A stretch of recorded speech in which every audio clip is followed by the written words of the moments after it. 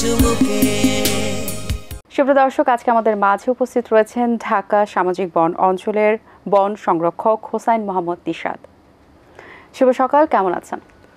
জি ইনশাল্লাহ ভালো আছি, আপনি কেমন আছেন? আমি বেশ ভালো আছি, ধন্যবাদ আপনাকে। আমরা জানি যে বাংলাদেশের সামাজিক বনায়নের একটি গুরুত্বপূর্ণ অংশ এবং এটি পরিবেশ এবং অর্থনৈতিক উদ্যোগে অনেকভাবে জড়িত। বনভূমি সংরক্ষণ এবং জীববৈচিত্র্যের যে রক্ষায় যে এটি সাহায্য করে সেটি সম্পর্কে আমরা অবগত, কিন্তু একটু আপনার কাছে জানতে চাই যে বাংলাদেশের সামাজিক বনায়ন কি এবং এর আসলে উদ্দেশ্যটা কি? বাংলাদেশের সামাজিক বনায়নটা হলো বনের উপর যে নির্ভরশীল জনগোষ্ঠী তাদেরকে নিয়ে বন ব্যবস্থাপনা এবং তাদের অর্থনৈতিক এবং তাদের যে পারিপার্শ্বিক যে উন্নয়ন, সেই জন্যই এই বন ব্যবস্থাপনাটা। এটা আমাদের যে ট্রেডিশনাল বন ব্যবস্থাপনার সে একটু পার্থক্য, যে বন বিভাগ শুধু নিজেই যে বন ব্যবস্থাপনাটা করত সেটা আমাদের ট্রেডিশনাল বন ব্যবস্থাপনা, কিন্তু সামাজিক বন ব্যবস্থাপনা এটার জনগণকে নিয়ে জনগণের সাথে জনগণের জন্য এই বন ব্যবস্থাপনাটা।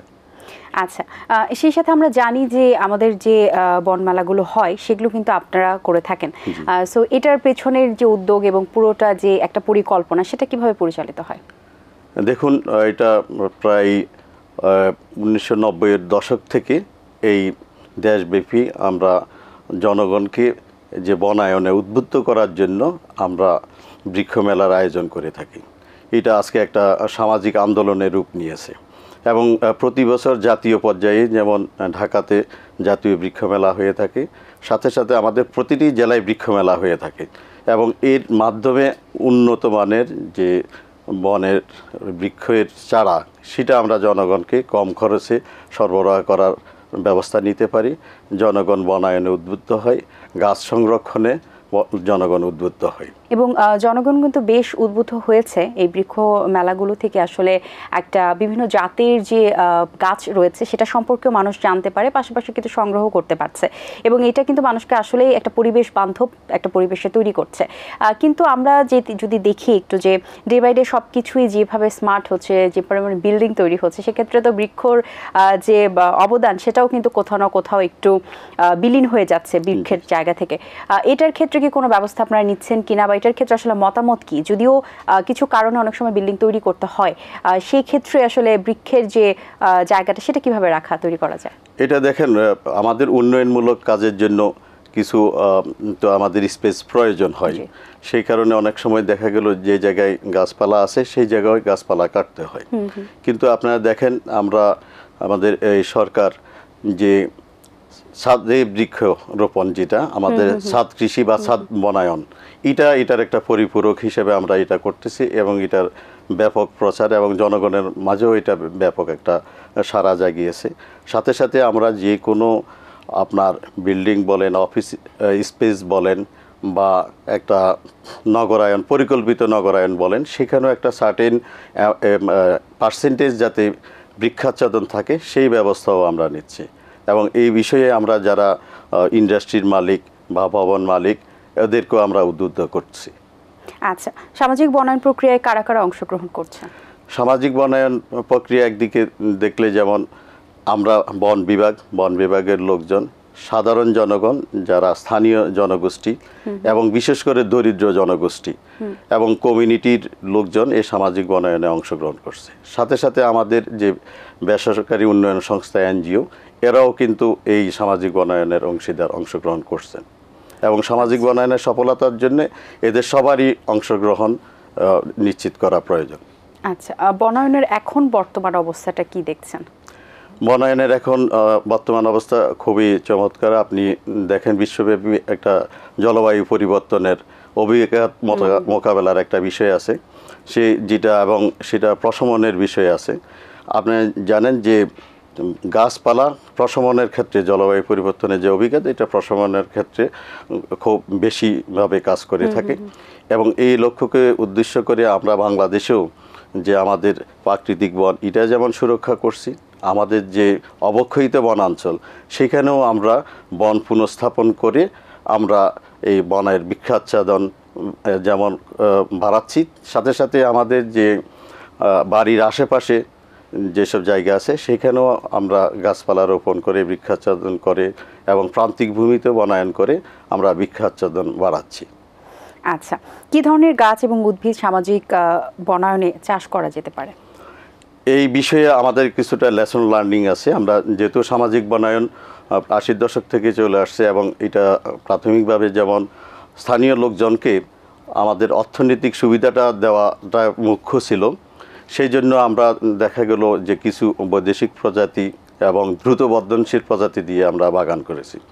কিন্তু আমরা এখন যখন জলবায়ু পরিবর্তনের যে অভিঘাত মোকাবেলা এবং প্রশমন অর্থাৎ মিটিগেশন অ্যাডাপ্টেশনের এই বিষয়গুলি চলে আসছে, আমরা এখন স্থানীয় প্রজাতি দিয়ে এই সামাজিক বনায়ন করতে যাচ্ছি এবং কাজ শুরু করেছি।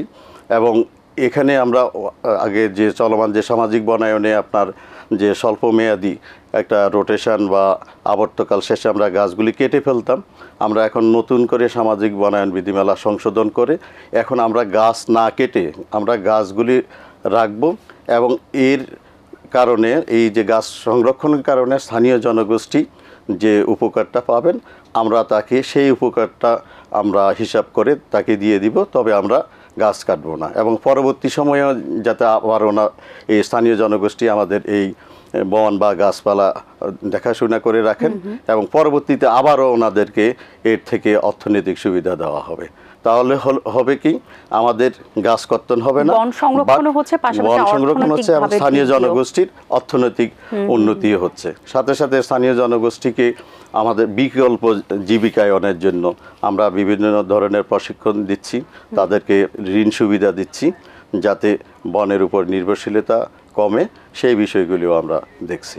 বাংলাদেশে সামাজিক বনায়নের ভবিষ্যৎটা আসলে কি? বাংলাদেশের সামাজিক বনায়নের ভবিষ্যৎ বলতে আপনি দেখেন সামাজিক বনায়নের বিভিন্ন রূপ আছে। একটা আমরা হয়তো সামাজিক বনায়ন সরাসরি বলছি, এটা আবার কখনো কখনো কমিউনিটি ফরেস্ট্রি হিসাবেও এটা পরিচিত, কখনো কখনো এটা কো ম্যানেজমেন্ট অর্থাৎ সহবন ব্যবস্থাপনা, কখনো কখনো কোলাবোরেটিভ ফরেস্ট ম্যানেজমেন্ট হিসাবে পরিচিত। আমরা এখন এই সামাজিক বনায়নটাকে সহব্যবস্থাপনা এবং সহযোগিতামূলক বন ব্যবস্থাপনায় নিয়ে যাচ্ছি। আমরা সাম্প্রতিককালে যে সহযোগিতামূলক বন ব্যবস্থাপনার মাধ্যমে বাংলাদেশে প্রায় আমরা 40,000টি টিম গঠন করেছি আমাদের বনের আশেপাশের লোকজনকে নিয়ে, এবং ওনারা এই বনের উপকারভোগী হবেন, ওনাদেরকে বিকল্প জীবিকায়ন করা হচ্ছে এবং সেই জন্য প্রশিক্ষণও দেওয়া হচ্ছে। এক্ষেত্রে আমাদের যে স্থানীয় ছাত্র যুবক ভাইরা আছেন ওনাদেরকেও আমরা সম্পৃক্ত করতেছি, আমাদের এনজিওগুলি সম্পৃক্ত আছে, বিশেষ করে প্রশিক্ষণ প্রদান এবং উপকারভোগী নির্বাচনের ক্ষেত্রে আমাদের এই বেসরকারি উন্নয়নমূলক সংস্থাগুলি আমাদের সাথে সম্পৃক্ত আছে। আচ্ছা, সামাজিক বনায়নের মাধ্যমে পরিবেশে কীরকম ইতিবাচক প্রভাব পড়তে পারে? অবশ্যই আমরা যদি সামাজিক বনায়নের সঠিক প্রজাতি নির্বাচন করতে পারি এবং আমাদের পরিকল্পনা সঠিক থাকে এবং আমাদের যে অবক্ষয়িত বনাঞ্চল আছে সেখানে যদি আমরা স্থানীয় প্রজাতি দিয়ে বাগান করতে পারি এবং এটা যদি দীর্ঘমেয়াদী আমরা এই বাগান রাখতে পারি, তাহলে এটা পরিবেশের উপরে অবশ্যই এটা পজিটিভ একটা ভূমিকা রাখবে। বনায়নের ক্ষেত্রে সরকারের কি ভূমিকা রয়েছে? সরকারের ভূমিকা বনায়নের ক্ষেত্রে প্রধানত হলো মানুষকে উদ্বুদ্ধকরণ, মানুষের কাছে যাতে সহজে সঠিক প্রজাতির যে বনায়নের যে দ্রব্য বা বনায়নের জন্য যে চারা এবং অন্যান্য বনজ দ্রব্য আছে সেগুলি সরবরাহ করা, সেগুলি যাতে যদি উন্নত মানের যদি চারা লোকজনে পায় এবং সেটা যদি লোকজন বনায়ন করে এবং সাথে সাথে জনগণকে উদ্বুদ্ধ করা সরকারি যে প্রাকৃতিক বনাঞ্চল আছে সেগুলিও সংরক্ষণের বিষয়ে যাতে জনগণ কাজ করে সেই বিষয়ে সরকার কাজ করতে পারে। আচ্ছা, সামাজিক বনায়নে ভবিষ্যতে আর কি চ্যালেঞ্জের মোকাবেলা হওয়ার সম্ভাবনা রয়েছে? সামাজিক বনায়নের চ্যালেঞ্জ মোকাবেলা প্রথমত যেহেতু আমরা একটা প্যারাডাইম শিফটে যাচ্ছি, একটা ব্যবস্থাগত আমরা পরিবর্তন আনতে যাচ্ছি, সেই হিসাবে তো কিছু অসুবিধার সৃষ্টি হতে পারে এবং সাথে সাথে যে আমরা যে বলছি আমরা গাছ সংরক্ষণ করে আমরা যে উপকারভোগীদের প্রাপ্য হিস্সা বুঝিয়ে দেব, সেই হিস্সাটা যাতে আমরা যথাযথভাবে বুঝিয়ে দিতে পারি এবং আমরা যাতে বিদেশি প্রজাতির উপর নির্ভর না থেকে স্থানীয় প্রজাতি, যেখানে যে প্রজাতির গাছ আগে ছিল বা এখনো হয় সেই ধরনের প্রজাতি দিয়ে আমরা যাতে বনায়ন করতে পারি এবং এই বনটা সংরক্ষণ করতে পারি, এটাই আমাদের বড় চ্যালেঞ্জ হবে। আচ্ছা, বেসরকারি খাত এবং আন্তর্জাতিক পর্যায়ে কি ধরনের ভূমিকা রয়েছে? আপনারা জানেন আমাদের এখন চলমান একটা প্রকল্প, যেটা আমাদের বিশ্বব্যাংক এটা আমাদের অর্থায়ন করছে। ইতিপূর্ব বিশ্বব্যাংক বিভিন্ন বনায়ন প্রকল্পে অর্থায়ন করেছে, সাথে সাথে অন্যান্য উন্নয়নমূলক সংস্থাগুলিও অর্থায়ন করে যাচ্ছে। এগুলি এবং বেসরকারি সংস্থাগুলিও আমাদের সাথে সম্পৃক্ত আছে। আপনি জানেন যে আমরা বলছি যে আমাদের উপকারভোগী নির্বাচনে, প্রশিক্ষণ প্রদানে এই বেসরকারি সংস্থাগুলি বন অধিদপ্তরের সাথে কাজ করছে।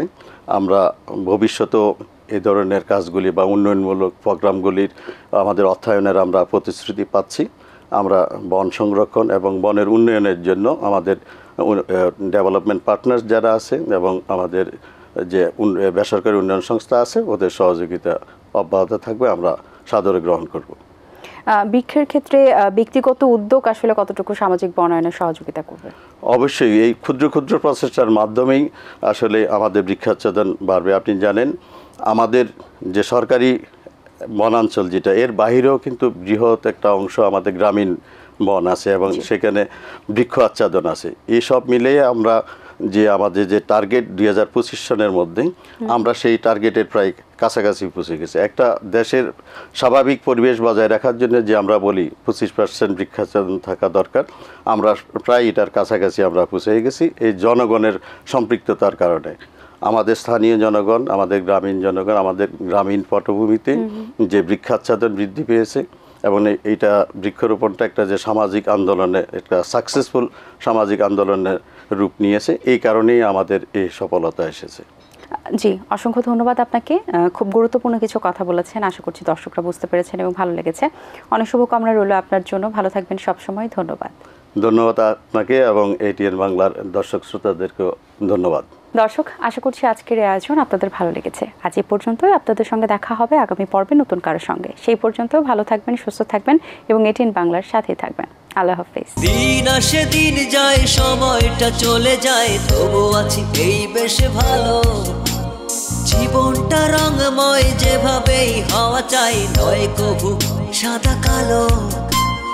এই আশাতে স্বপ্ন ভাসে, সুখ হাসে চোখে মুখে, চায়ের চুমুকে।